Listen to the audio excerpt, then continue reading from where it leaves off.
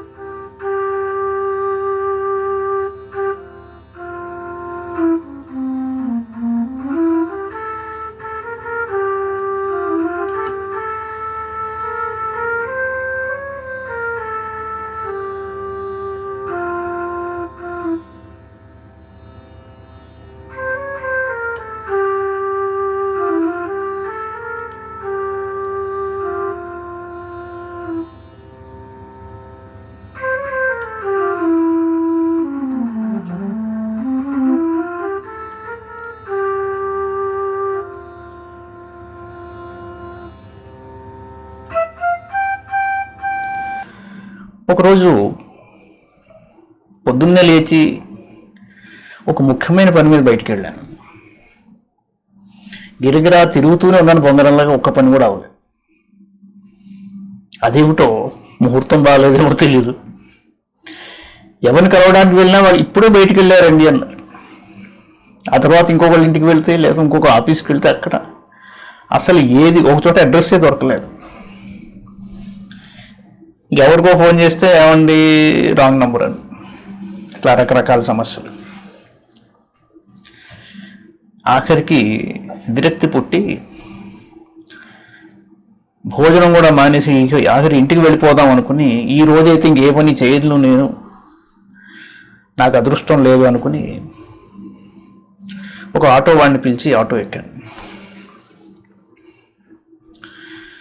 చూస్తే అతను నడిపే విధానం చూసి మరింత నా మీద నాకే నవ్వు వచ్చింది. ఇవాళ రోజు బాగాలేదంటే ఎందుకు అంత బాగాలేదు ఆ రోజు అర్థమైంది. అతను చక్కగా తన ఒక కాలు పైన పెట్టి నడుపుతున్నాడు ఆటో. కానీ బాగానే నడుపుతున్నాడు. ఒకసారి అద్దం మీదకి చూస్తే ఒక చిన్న స్టిక్కర్ అతికించింది. అదేంటంటే I'm always in trouble but it is so much fun అని ఉంది. ఏమిటి ఇతను ఇలాంటిది పెట్టుకున్నాడు స్టిక్కర్ అని చెప్పి, నాయనా ఈ స్టిక్కర్ ఎవరన్నా ఇచ్చారా లేకపోతే ఏంటి నీకే నచ్చిందా అంటే, ఈ స్టిక్కర్ నాకు కోటిలో ఎక్కడో మార్కెట్లో దొరికింది, నాకు బాగా నచ్చి పెట్టుకున్నాను అన్నాడు. అంటే చదువుకున్నావు అన్నమాట నువ్వు అంటే, చదువుకున్నానండి అన్నాడు. ఓహో, దాని అర్థం ఏమిటి మరి, ఎందుకు అలా ఆ స్టిక్కర్ ఎందుకు నచ్చింది అన్నాడంటే, ఏమండి జీవితంలో ట్రబుల్ అనేది లేకుండా మనిషి పైకి వెళ్ళి వస్తాడండి. అలాంటి ట్రబుల్స్ నేనేం ఆహ్వానించను, కానీ ఆ ట్రబుల్ వల్ల ప్రతిరోజు గట్టివాడిని అవుతూ ఉంటాను. నేను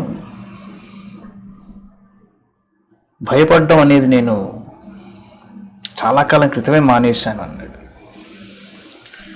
ఆసక్తికరంగా అనిపించింది. అయినా ఎప్పుడు మానేసావు భయపడ్డం అన్నాను. అది మానేయచ్చా అలాగా వాలంటరీగా, ఈజ్ ఇట్ పాసిబుల్ అన్నట్టుగా అడిగాను. ఖచ్చితంగా అండి, మీలో సిన్సియారిటీ ఉంటే ఏదైనా చేయగలరు అన్నాడు. అతను చెప్పడం మొదలుపెట్టాడు. నాకు అనిపించింది, రోడ్డు మీద లిటరల్గా ఆటో నడుపుతూ ఒక్కోసారి ప్రాణాలకు కూడా తెగిస్తారు. ఎందుకంటే చెప్పలేము, రోడ్డు మీదకి వచ్చాక మనం బాగానే నడిపినా ఇంకోటి కొట్టచ్చు. అటు పోలీసు వాళ్ళని తట్టుకోవాలి, ఇటు వీళ్ళని తట్టుకోవాలి, ఇటు ట్రాఫిక్ రూల్స్, ట్రాఫిక్ సిగ్నల్స్, ఒకడు రాంగ్ ఓవర్టేక్ చేస్తున్నాడు, ఒకడు పనికి మాలిన వాడు ఉంటాడు ప్యాసింజర్ లాగా. ఎన్నో సమస్యలు. ఎప్పుడు ఎక్కడుంటాడో తెలియని ఒక ఆటో డ్రైవర్కి అటువంటి యాటిట్యూడ్ ఉంటే నాకెందుకు, నేను ఇంత బాధపడిపోతున్నాను, చక్కగా హాయిగా వెనక సీట్లో కూర్చున్నాను కదా అనుకుని అతన్ని ఇంకాస్త ప్రోప్ చేశాను ఆ రోజు. ఏంటి ఇతని మనస్తత్వం చాలా విచిత్రంగా ఉంది అని. ఎప్పుడు భయపడడం మానేశావు, ఎందుకు మానేశావు అంటే అతను చెప్పాడు, మా ఇంట్లో చిన్నప్పటి నుంచి రకరకాల సమస్యలు, తల్లి ఒక్కతే పెంచింది నన్ను. అదే ఆర్మీలోకి వెళ్ళావురా నువ్వు అంది. వెళ్ళాను. ఓ మంచి ఉద్యోగం చేస్తున్నాను, సైనికుడిగా వెళ్ళాను. కొన్నాళ్ళ తర్వాత ఒక అమ్మాయిని చూశారు నా కోసం. ఇంటికి వచ్చాను.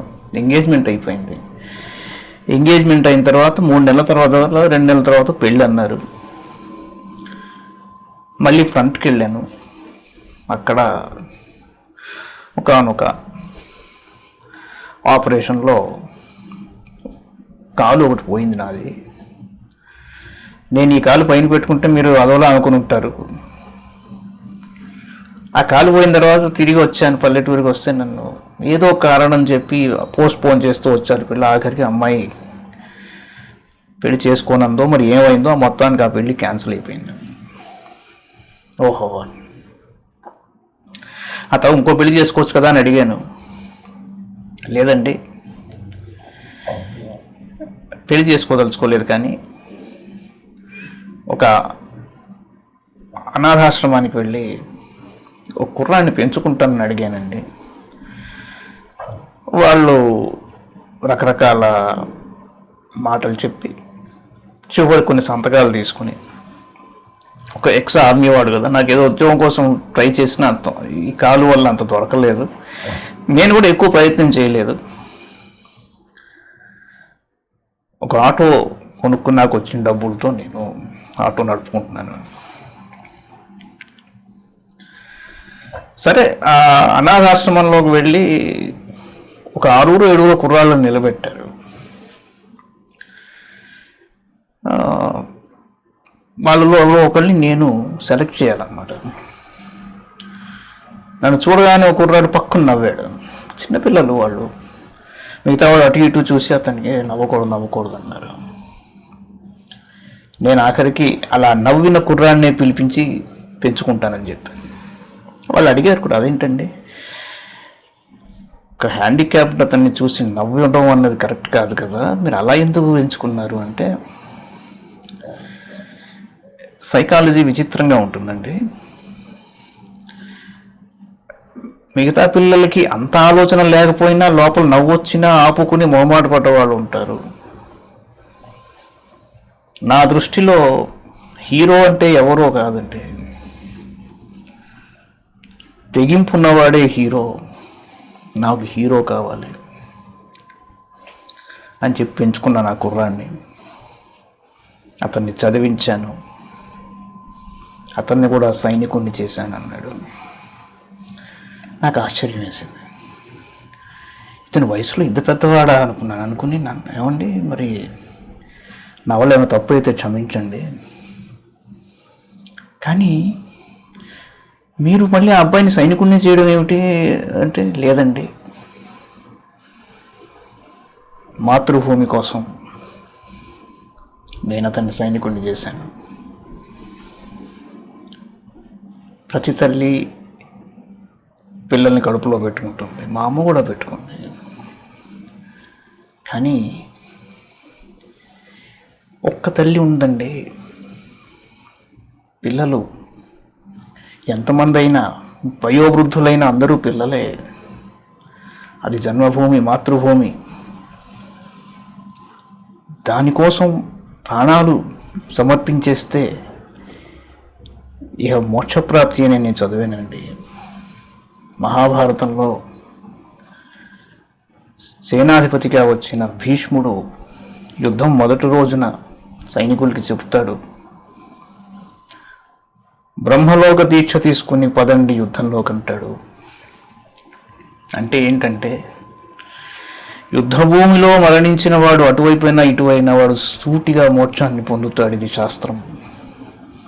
మాతృభూమి ఎంత గొప్పదండి అన్నాడు. అని కొంత దూరం వెళ్ళాక ఇక మా ఇంటి దగ్గర ఆపాక నేను కింద దిగుతూ ఏమండి, ప్రతి తల్లిదండ్రులు కుర్రవాడు ఇంజనీర్ అవ్వాలో, డాక్టర్ అవ్వాలో, సివిల్ సర్వెంట్ అవ్వాలో ఏదేదో మాట్లాడుకుని అలాగే తీసుకొస్తూ ఉంటారు, కోచింగ్లు కూడా ఇప్పించి. నా కొడుకు నా మాతృభూమి కోసం బ్రతకాలి, ప్రాణాలు సమర్పించినా కరెక్టే, రైటే అనుకునే తల్లిదండ్రులు ఎంతమంది ఉన్నారు ఈ రోజుల్లో. మిమ్మల్ని చూసి ఆశ్చర్యం వేసిందండి, మీరు గొప్పవారు అన్నాను. ఆయన అన్నాడు,